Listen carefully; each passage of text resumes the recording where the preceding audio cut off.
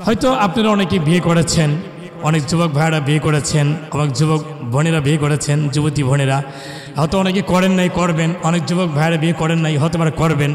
তাদের জন্য ইম্পর্টেন্ট একটি বিষয় এই কথাগুলো বলছি। বিবাহ বার্ষিকী বা ম্যারেজ ডে পালন করা শরীর সম্মত কিনা। চমৎকার একটা বিষয়। কিন্তু আমাদের দেশে এটা বেশিরভাগ জেনারেল মাইন্ডের কিছু লোক আছে, জেনারেল মাইন্ডে যারা পড়াশোনা করেছেন, হতে পারে আপনি চাকরি করেন, অফিসার হয়েছেন, বা চাকরি করেন সরকারি বা বেসরকারি, বা এখন টাকাওয়ালা হয়েছেন।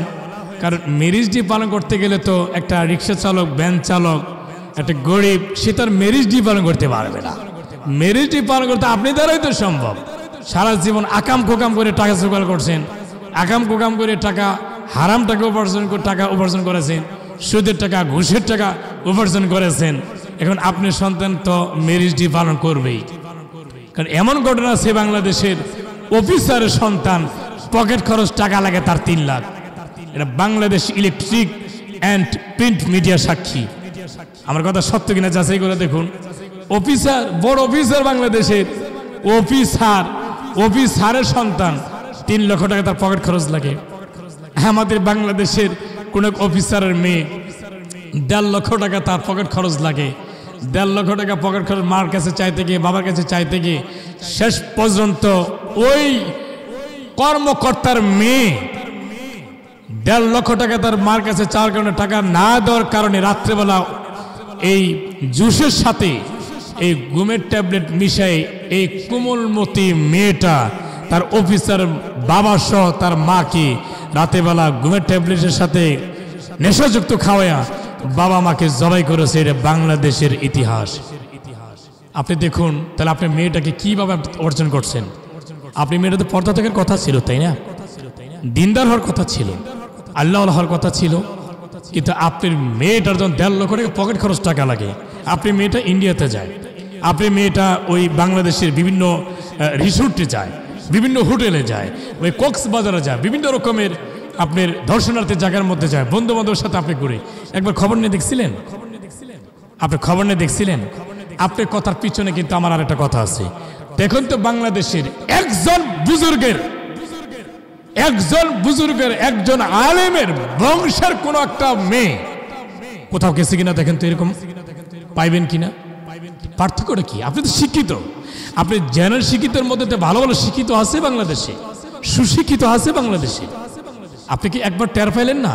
আপনি কয় হাজার টাকা আপনি বেতন পান, আপনি মেয়েটার জন্য 1.5 লক্ষ টাকা আপনি মাসে বেতন, তার মানে পকেট খরচ লাগে। আর শেষ পর্যন্ত আপনি মেয়ের অপকর্মের কারণে আপনি 2 জন হত্যাই হইতে হয়েছেন, মৃত্যুগুলো ডলতে হয়েছে, মৃত্যুবরণ করতে হয়েছে আপনাদের। আসুন না বন্ধুরা, এই সমস্ত কাজ করার জন্য আমরাই দায়ী, আপনারাই দায়ী।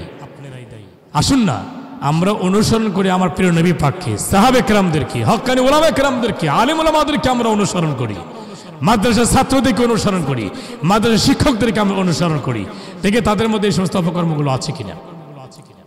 তাহলে এখন যদি যে সমস্ত ভাইয়েরা বিবাহ বার্ষিকী পালন করেন, বিবাহ ম্যারেজ ডে মানে নতুন করে বাসর সাজান, এটা কোন সাহাবে কেরাম করছে? কোন নবীরা করছিল? সাহাবে কেরাম করেছে? তাবেঈন, তাবেঈন, আয়ামে মুজতাহিদিন করছিল তারা। হক্কানি আউলিয়া কেরামগণ, হক্কানি উলামা কেরামগণ, 360 আউলিয়া কেরাম যারা ছিলেন তারা করেছে।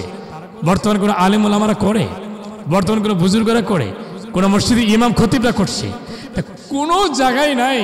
নবী করলো না, সাহাবে কেরাম করে নাই, তাবেঈন করে নাই, উলামা কেরাম করে নাই, আপনি করেছেন কিসের দাপটে? এটা নবীর সুন্নতে হারাম। আসুন না বন্ধুরা, 2 দিনের দুনিয়া, অবশ্যই আমাদের দুনিয়া ছেড়ে কবরে যেতেই হবে। আপনি ম্যারেজ ডে যে আপনি পালন করলেন, বিবাহবার্ষিকী পালন করলেন, এই হারাম কাজ করার কারণে, এই অপকর্ম থেকে যদি আপনার সন্তান জন্ম হয়, এই সন্তান কোনোদিন সুশিক্ষিত হবে না, কুশিক্ষিত হবে। আপনি এই সন্তান আপনার সাথে বিয়াদবি করবে, কোনোদিনই সমাজের একটা আদর্শবান ছেলে হিসাবে গড়ে উঠবে না, আদর্শবান সন্তান হিসেবে গড়ে উঠবে না।